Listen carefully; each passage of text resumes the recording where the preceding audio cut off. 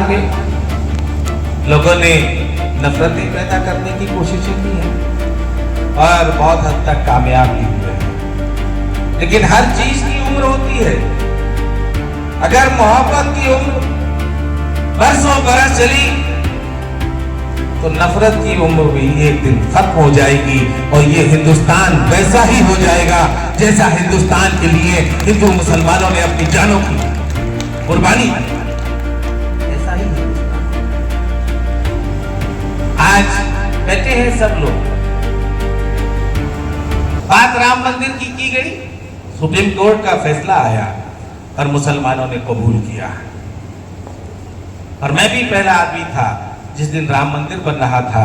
जाहिर सी बात है कि हिंदुस्तान में हिंदू बड़ा भाई है और मुसलमान छोटा भाई है। और मुसलमान आजादी के वक्त पाकिस्तान नहीं इसीलिए गया था कि उसे यहाँ के हिंदू भाइयों से प्यार था, सिख भाइयों से प्यार था, ईसाई भाइयों से प्यार था।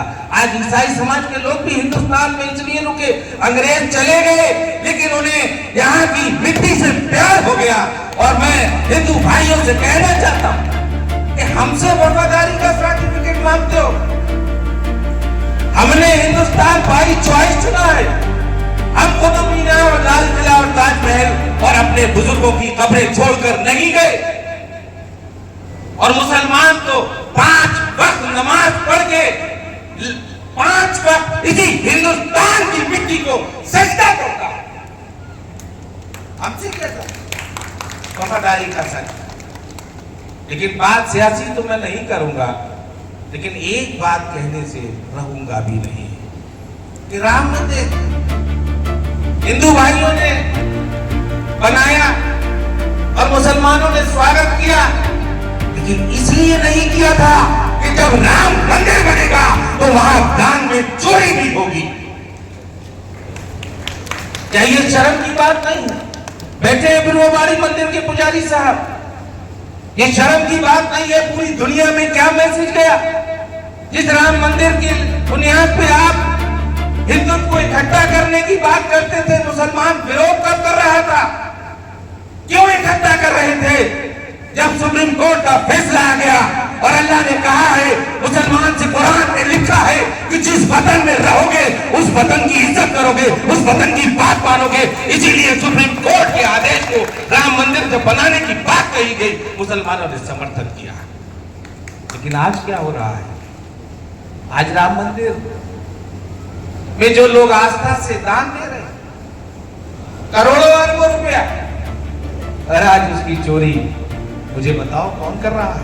मुसलमान तो नहीं कर रहा, सिख भी नहीं कर रहे, ईसाई भी नहीं कर रहे। वही लोग कर रहे हैं जिन लोगों ने तुम लोगों के बीच नफरतें पैदा की। मैं किसी पार्टी को बुरा नहीं कहना चाहता, शायद मेरी बात समझ में आई होगी या नहीं आई। अब एक बात तो है कि सच्चा नेता जरा कड़वा होता है। मैं मीठा नेता तो नहीं बन पाऊंगा, आऊंगा तो कड़वा ही, क्योंकि कड़वी हर चीज जिस्म को फायदा देती है और मीठी हर चीज जिस्म को नुकसान पहुंचाती है। बड़ा मुश्किल काम है सच्चा नेता बनना। आप लोग जिस बुनियाद पे आबिद रजा की तारीफ करते हो,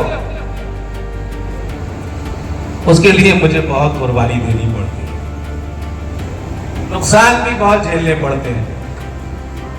अपने भी मेरे नाराज हो जाते हैं, मेरे अपने भी ये नहीं चाहते कि मैं इतनी सच्चाई से तुम्हारी हिमायत करूं।